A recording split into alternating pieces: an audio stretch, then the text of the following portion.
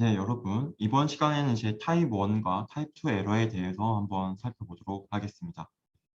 자, 지금 우리는 결국에 샘플을 가지고 계속 노는 거예요. 그죠? 지금 뭐 통계를 하시든 여러분들이 뭐 나중에 머신러닝을 하시든 뭘 하시든 우리에게 주어진 건 항상 샘플인 것뿐입니다.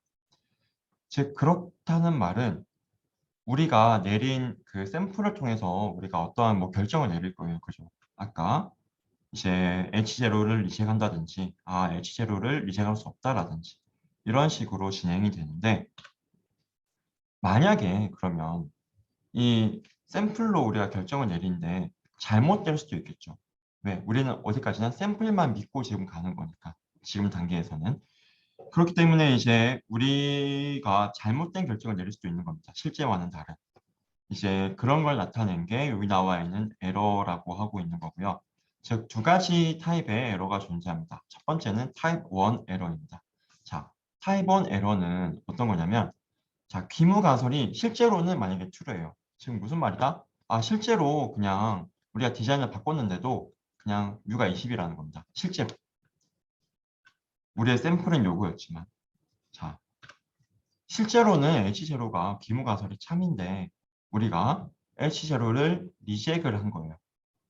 샘플만 보고. 그죠? 왜 우리에게 주어진 건 샘플밖에 없으니까. 그 샘플만 봤을 때는 뭐 예를 들어서 그때 뭐 샘플이 되게 이상하게 뽑혀가지고 그때 H0가 리젝될 만한 샘플들이 나오게 된 거예요. 자, 그랬을 때 근데 실제로 H0는 true라는 거예요. 근데 H0를 리젝했다. 에러인 거죠. 그거를 우리가 타입 1 에러라고 부릅니다. 자, 타입 2 에러 같은 경우는 이번에는 H0가 true가 아니라 H알파가 true인 거예요. 즉, 대립가설이 true라는 겁니다. 그랬을 때 우리가 실수로 또는 이제 뭐 다른 모종의 이유로 H0를 그죠? 우리가 리젝을 하지 않은 거예요. 그랬을 때 발생하는 에러가 타입 2 에러입니다. 얘를 뭐 베타라고 쓰고 타입 1 에러 같은 경우는 알파라고 우리가 씁니다. 여기 나와 있는 알파가 이제 우리가 아까 앞에서 봤던 이 알파고요. 그 다음에 여기서 나온 알파가 또 뒤에서 p-밸류를 구할 때 이제 스레스홀드로 또 이제 우리가 디시전 내릴 때 일종의 스레스홀드 역할을 하는 그 알파랑도 동일합니다. 즉 이러한 타입 1 에러를 우리가 내리게 될 만한 확률값 알파 그 다음에 타입 2 에러가 발생할 확률값 베타라고 생각하시면 되겠습니다. 그죠? 타입 1 에러는 기무가설이 참일 때 에러가 발생하는 거. 타입 2 에러는 대립가설이 참일 때 에러가 발생할 거라고 생각하시면 되겠습니다. 자, 그래서 이제 좀 더 심화적으로 한번 보면 이제 뭐 위키피디아에서 이 표현을 가져왔어요. 위키피디아에서 이제 한번 보면 이 테이블이 있는데 한번 보면은 이제 실제로 이 누럴 하이포시스가 만약에 참이라고 하겠습니다. 근데 만약에 우리가 그때 그죠? 우리가 만약에 그때 가설 검증해서 H0를 이제 뭐 리젝을 하지 않았어요. 그 말은 무슨 말이다? 잘한 거죠. 왜? H0가 애초에 참이었으니까 우리 H0 리젝하지 않겠다 라고 한 거죠. 잘 맞춘 겁니다. 자, 반면에 우리가 H0가 참인데 우리가 그 H0를 가설 검증해서 리젝했다. 즉 실제로 뮤가 원래 실제 진짜 뮤가 20인데 우리가 디자인 앞만 바꿔봤자 뮤가 20인데 근데 뭐 이 샘플만 보고 우리가 만약에 리젝해 버렸다 H0를 그러면 에러가 발생한 거고 그때는 그죠 타입 1 에러라고 우리가 방금 본 겁니다. 자, 또 마찬가지래요. 자, H0가 false다. 그죠? 이제 거짓이라는 겁니다. H0가 실제로. 근데 우리가 그걸 이제 뭐 H0를 리젝을 하지 않았어요. 그러면 에러가 발생한 거죠. 근데 H0가 잘못된 거고 우리는 H0 리젝했다. 잘 맞춘 거죠. 그죠? 그래서 여기 타입 1 에러와 여기 타입 2 에러가 있는 것이고요. 자, 여기서 한번 보시면은 자, 여기 보시면은 이제 나중에 여러분들이 머신러닝 할 때 뭐 어노멀리 디텍션 같은 걸 할 때 뭐 비정상 데이터 탐지 그런 걸 할 때 이제 여기 TN, FN, TP, FP 이런 것들을 많이 보게 될 거예요. 여러분들이. 즉, 그 말은 이제 무슨 말이냐면은 이제 굉장히 이제 나중에 머신러닝에서 이제 많이 쓰이기 때문에 그걸 좀 미리 어느 정도 알고 계시면은 뭐 도움이 된다는 것이고요.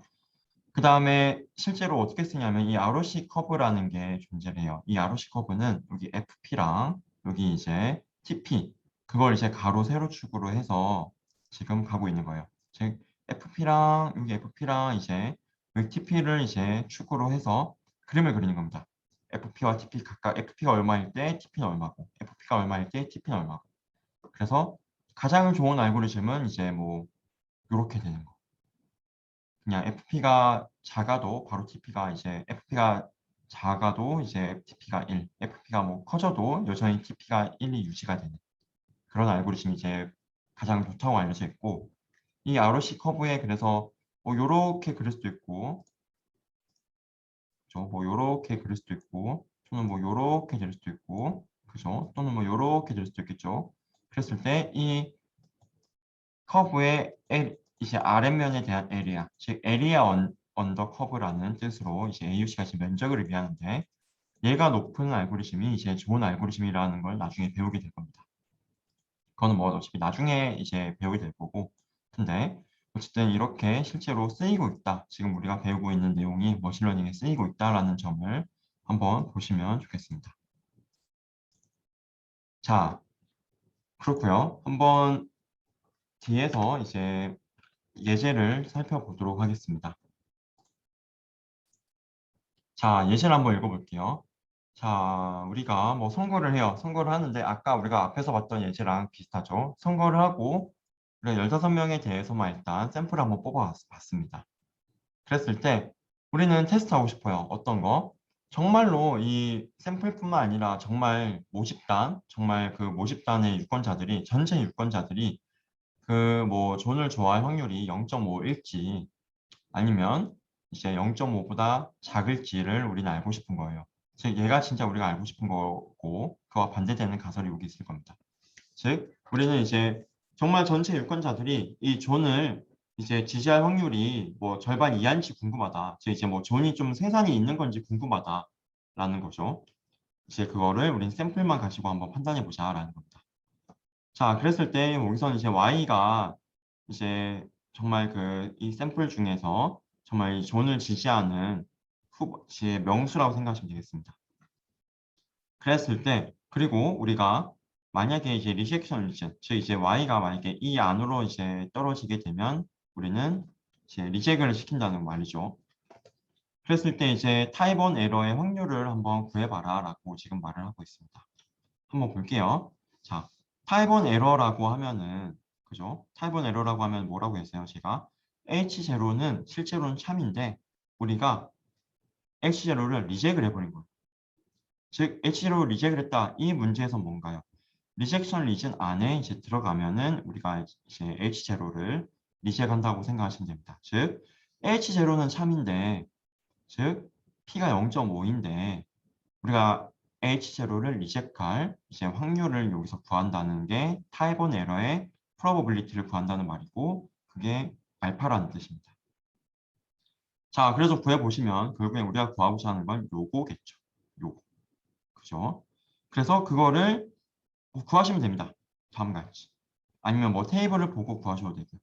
즉 이제 y가 0일 때, y가 1일 때, y가 2일 때 다 더하시면 다음과 같이 이제 확률값이 나오게 되는 거겠죠. 이 확률값은 뭐다? 타입 1 에러에 대한 확률값이다. 타입 1 에러는 뭐다? H0가 참인데 실제로는 근데 우리가 그 H0를 리젝할 확률입니다. 즉 우리가 실수할 확률이라고 즉 에러라고 생각하시면 되겠죠. 그 확률이 요렇다라고 생각하시면 됩니다. 그리고 이 H0를 리젝하는 건 언제다? 이 리젝션 리전 안에 이제 값이 들어갔을 때 우리가 하겠다라고 이 문제에서는 지금 그렇게 설정하고 있다는 겁니다. 자, 여기서 한번 또 부가 설명을 할 거는 뭐냐면 자, 한 가지 또 궁금할 수 있을 거예요. 아니, 뭐 교수님 왜 H0는 저렇게 맨날 등호로 갖다 붙이고 HA, 얼터너티브 저거는 왜 대립가설은 또는 대안가설은 왜 뭐 부등식으로 가는 겁니까? 반대로 바뀌면 안 되나요? 라고 궁금할 수 있습니다. 사실 뭐 그래도 돼요. 상관은 없는데 우리가 이렇게 하는 이유는 뭐냐면 자, 아까도 말씀드린 대로 우리가 관심 가지는 거는 우리가 정말로 관심 있는 건 요거예요. HA 대립가설. 그리고 그와 이제 반대되는 거를 이제 우리가 기무가설로 이렇게 잡아 놓는데 얘는 이제 부등식 대신에 부등호 대신에 다음과 같은 등호로 표현하는 게 편합니다. 왜 그럴까요? 한번 보면 만약에 얘가 그러면 P가 뭐 0.5 초과 0.5 이상이라고 한번 해볼게요. H0가 답이. 그러면은 우리가 여기서 구해야 되는 게 뭐가 될까요? P는 0.5가 아니라 P는 0.5 이상이 됩니다. 그때부터는. 그죠? 그러면 0.5 이상일 때 이거의 확률을 구해야 되는 것이고요. 그러면 어떻게 되나요? 이거를 구하기가 굉장히 어려워지겠죠. 그죠? 또 뭐 적분 들어가야 되고. 실제로 지금은 P가 0.5다 라고 했기 때문에 그냥 0.5에 y승 뭐 0.5에 이렇게 갔는데 만약에 뭐 얘가 0.5 이상이 된다. 그러면 여기 뭐 P, 1-P 들어가고 P가 0.5부터 1까지 적분값도 들어가야 될 겁니다. 굉장히 이제 복잡해지는 거죠. 그래서 이제 거의 이제 모든 경우에서 기무 가설은 다음과 같이 굉장히 간단한 심플한 형태로 나타나는 경우가 많을 겁니다. 어쨌든 그럼 뭐 이거는 뭐 추가적인 설명이었고요. 자, 그 다음에 다른 예제. 이번에는 타입 2 에러가 발생할 확률 베타에 대해서 한번 구해보겠습니다. 자, 타입 2는 뭐라고 했죠? 반대로 HA가 참일 때 우리가 H0를 기각하지 않는 경우를 말하고 있어요. 자, 그랬을 때 한번 보면은 이제 H0를 우리가 기각하지 않는다는 말은 무슨 말이다? 즉, 리젝션 리전 안에 들어가지 않는다는 뜻이겠죠. 그죠? 즉, Y가 이제 이보다 큰 경우를 의미합니다. 언제? 이때는 HA가 참일 때. 근데 이제 여기서는 이제 우리가 0.3이라고 일단 문제에서 가정을 하고 풀어보도록 하겠습니다. 자, HA가 참일 때 결국 이제 얘를 우리가 기각하지 않을 확률을 구하는 것이고 마찬가지로 구하시면 됩니다. 뭐 이걸 계산하셔도 되고 아니면 이제 테이블에서 찾아서 가져오셔도 됩니다. 자, 여기서 한번 알파랑 베타를 한번 비교를 한번 해볼게요. 아유, 네, 다 이제 고치도록 하겠습니다. 이걸 한번 비교를 한번 해보면 어떤 문제가 있나요? 어떤 생각이 드나요? 알파는 0.004, 베타는 0.873. 어떤 생각이 드시나요? 굉장히 임밸런스하다라는 생각이 들지 않으시는가요? 자, 어디까지나 여기 알파랑 베타는 에러예요, 에러. 에러가 발생할 확률. 그러면 뭘까요? 알파랑 베타는 높으면 좋은 걸까요? 높으면 좋지 않은 거겠죠. 그죠? 알파와 베타는 이제 낮으면 낮을수록 좋은 거예요. 왜? 에러니까. 결국 에러가 발생할 확률이니까.